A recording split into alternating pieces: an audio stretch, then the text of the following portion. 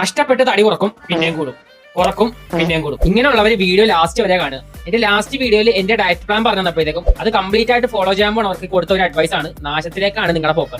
അതിന്റെ റീസണും ഇത് തന്നെയാണ്. നിങ്ങൾ ഒരു പ്രീമെയ്ഡ് ഡയറ്റ് അല്ലെങ്കിൽ വേറെ ആൾക്കാരുടെ ഡയറ്റ് ആണ് ഫോളോ ചെയ്യണമെങ്കിൽ നിങ്ങൾ സ്വന്തം കുഴി വെട്ടണേണ്. കാരണം എന്റെ ഡയറ്റ് തന്നെ എന്റെ ഇഷ്ടങ്ങളും കംഫർട്ടബിലിറ്റിയും ആക്സസിബിലിറ്റിയും ഒക്കെ വെച്ചിട്ടാണ് സെറ്റ് ചെയ്തേക്കണം. ഒരു ചെറിയ എക്സാമ്പിൾ പറയുകയാണെങ്കിൽ എന്റെ ആ ഡയറ്റിൽ 1 ലിറ്റർ മിൽക്ക് ഉണ്ട്. പല ആൾക്കാർക്കും അത്രയും മിൽക്ക് കുടിച്ചു കഴിഞ്ഞാൽ ഇതായിരിക്കും അവസ്ഥ. ഇനി കഷ്ടപ്പെട്ട് ഇതുപോലത്തെ ഒരു ഡയറ്റ് ഫോളോ ചെയ്ത് വെയിറ്റ് കുറച്ചെന്നിരിക്കട്ടെ, നിങ്ങൾ ജീവിതകാലം ഫുൾ ഈ ഡയറ്റ് ഫോളോ ചെയ്യാനാണ് പ്ലാൻ? അല്ലല്ല. സോ തിരിച്ച് നിങ്ങളുടെ ഹാബിറ്റ്സിലേക്ക് പോകുമ്പോഴത്തേക്കും you will regain your weights faster. അതിന്റെ റീസൺ ആണ് നമ്മുടെ ബോഡി ഒരു ചെറ്റയാണ്.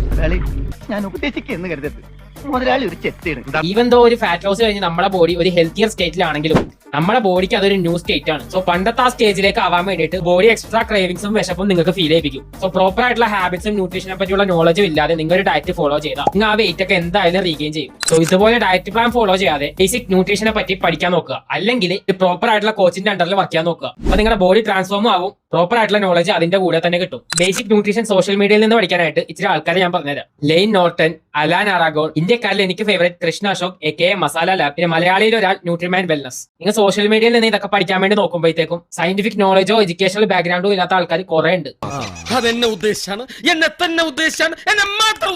അതൊക്കെ അവോയ്ഡ് ചെയ്യാൻ വേണ്ടി നോക്കുക. സോ ഇതാണ് എന്റെ 30 of finally getting that absence. അപ്പൊ ഓക്കെ ബൈ.